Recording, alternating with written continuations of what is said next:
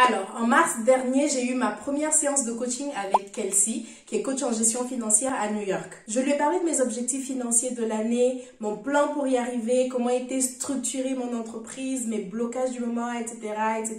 Et le but de cette séance, c'était justement d'avoir des outils qui m'aideraient à mieux atteindre mes objectifs et surmonter les blocages que j'avais identifiés. Et donc, je suis là, je lui raconte toute ma vie, je lui demande ce qu'elle pense de tout ça, de mes problématiques, de mes chiffres, blablabla. Et là, elle me dit... Josiane, tu sais, en vrai, ton véritable problème, c'est que tu pleures pas assez. J'étais en mode, ok, toi t'as bossé 5 ans à la bourse de Wall Street pour me dire ça, genre. Je m'attendais à ce qu'elle me donne des conseils hyper pratiques sur, je sais pas, comment investir, comment mieux suivre mes analytiques, j'en sais rien.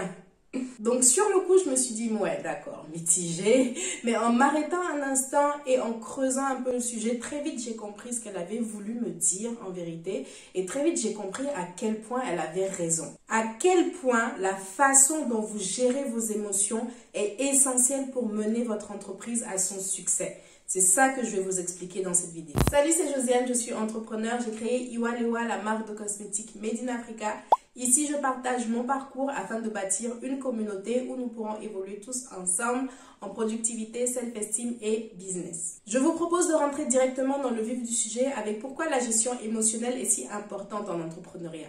La première raison, c'est que si en tant que chef d'entreprise, vous ne savez pas gérer vos émotions, vous devenez littéralement fou ou dépressif, au choix. Tout simplement parce qu'il vous arrive plein de grosses galères ou alors plein de très bonnes choses. Il y a rarement un entre-deux en fait et ça c'est assez épuisant. Et la seconde raison, celle sur laquelle on va un petit peu plus s'attarder, concerne un élément fondamental.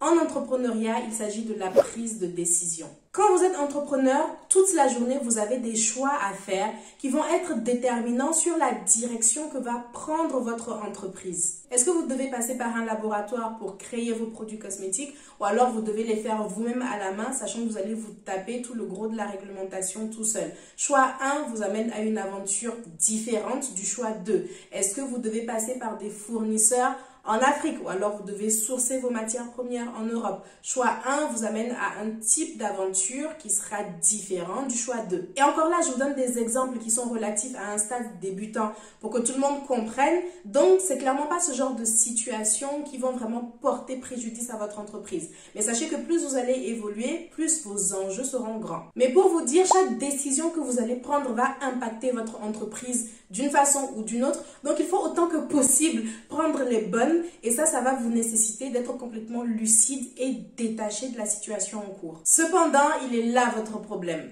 Vous êtes ce qu'on appelle un humain.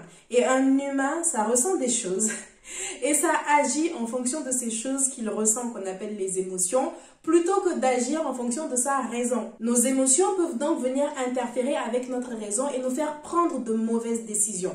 Vous savez, c'est comme envoyer un mail à chaud quand vous êtes vénère. Vous dites tout ce qu'il ne faut pas sur le coup de l'émotion et vous empirez la situation alors que tout aurait pu être réglé beaucoup plus vite et sans tension si vous aviez juste pris la bonne décision de vous taire. Et pour en revenir à l'histoire que je vous racontais en intro de cette vidéo, ce qui s'est passé, c'est qu'en fait, je racontais à Kelsey toutes mes stratégies de l'année 2022. Et d'une part, tout me paraissait parfaitement logique et solide, mais d'autre part, j'arrêtais pas de douter de tout ce que je faisais. À tel point que ça devenait super compliqué de suivre le plan avec rigueur parce que je me disais, mais est-ce que c'est vraiment ça qu'il faut faire? Est-ce que c'est la bonne décision? Est-ce que si, est-ce que ça? Mais une chose à savoir, c'est que moi, en tant que jeune entrepreneur, j'ai des antécédents de prise de mauvaises décisions, évidemment. Et donc, ce que m'expliquait Kelsey, c'est que ce qui m'arrivait, c'est que tout l'état émotionnel dans lequel j'avais été suite à des erreurs passées, donc toute la colère, toute la tristesse, toute la culpabilité que j'avais ressentie autrefois, n'avait jamais été évacué de mon système parce que je ne pleurais pas. Donc oui, consciemment, je me disais, ok, c'est bon, j'ai fait telle erreur, mais c'est parce que je suis humaine, vas-y, je passe à autre chose. Mais inconsciemment, rien n'était réglé du tout. C'est comme si dans mon cerveau, j'avais que des affaires en cours, rien de résolu, et que tout commençait à se mélanger. Et donc, toutes ces émotions enfouies viennent à chaque fois faire interférence avec ma raison, avec ma logique, quand il s'agit de prendre de nouvelles décisions ou alors d'élaborer de nouvelles stratégies. Elles me faisaient douter de moi et me faisaient poser des actions contraires à celles qui me mèneraient vraiment vers mes objectifs. En d'autres termes, des émotions non gérées ou mal gérées vous poussent à l'autosabotage. Je sens que cette vidéo va être l'une de celles où je me demande est-ce que je dis va vraiment faire sens? Est-ce que les gens vont comprendre ce que je veux dire ou je vais rester seule dans mon délire? Mais bref, partie 2, comment bien gérer ses émotions. Si maintenant on a compris l'importance de la gestion émotionnelle pour être un meilleur dirigeant pour son entreprise, dans les faits, comment ça se passe? Donc peu après cette séance avec Kelsey, je suis tombée sur un podcast et ça a été une telle révélation. Ça s'appelle Indépendante et authentique et c'est présenté par Pêche Églantine. Elle aborde des sujets comme l'intelligence émotionnelle lorsqu'on est entrepreneur, mais également la gestion financière. Dans certains épisodes de ce podcast, j'ai appris beaucoup de choses qui m'ont permis d'être plus douée en gestion émotionnelle. La première, c'est la raison d'être même des émotions. C'est vrai ça, en soi, à quoi ça sert d'être joyeux? À quoi ça sert d'être en colère, d'être triste, d'avoir peur? Eh bien, le rôle des émotions, c'est d'envoyer un message sur notre état et comment l'améliorer. Ce message, il nous est envoyé à nous-mêmes, mais il est également envoyé à notre environnement. Et ça, c'est une copine aussi qui me l'a expliqué, c'est que les émotions sont également un moyen de communication avec les autres personnes qui nous entourent. Si une personne est triste, elle renvoie des signes physiques qui vous informent de son état émotionnel, ce qui suscite en vous de l'empathie et vous incite à la soutenir, à lui venir en aide. Mais comme on le disait, les émotions sont également des messages qui sont envoyés à nous-mêmes. Ce sont des signaux de notre organisme,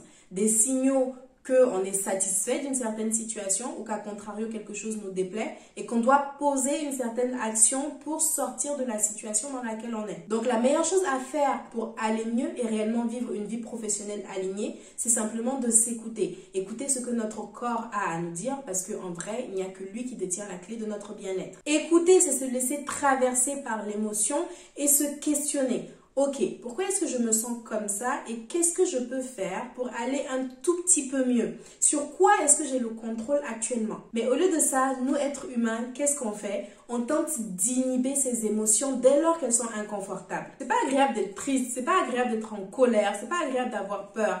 Alors on veut tout faire pour faire partir cette émotion. On veut arrêter de la ressentir sur le champ. Et pour ça, on va faire quoi? On va prendre l'habitude de l'inhiber. On en vient à la seconde notion que j'ai apprise du podcast de Pêche. Et c'est celle des tampons émotionnels. Un tampon émotionnel, c'est tout stratagème qu'on met en place pour fuir une émotion. Un exemple de tampon émotionnel va être la nourriture, l'alcool, les drogues. Mais un tampon émotionnel peut également être un comportement. Par exemple, vous êtes en colère pour un truc perso et vous commencez à insulter tout le monde autour de vous qui n'ont rien à voir avec ça, mais juste parce que c'est beaucoup plus facile de s'en prendre aux autres plutôt que de se regarder dans la glace et réellement travailler sur soi-même. Ou alors vous êtes triste, vous allez sortir avec tous vos potes juste pour éviter d'être seul avec vous-même. Je me suis rendu compte que mon tampon émotionnel à moi, c'était le chocolat.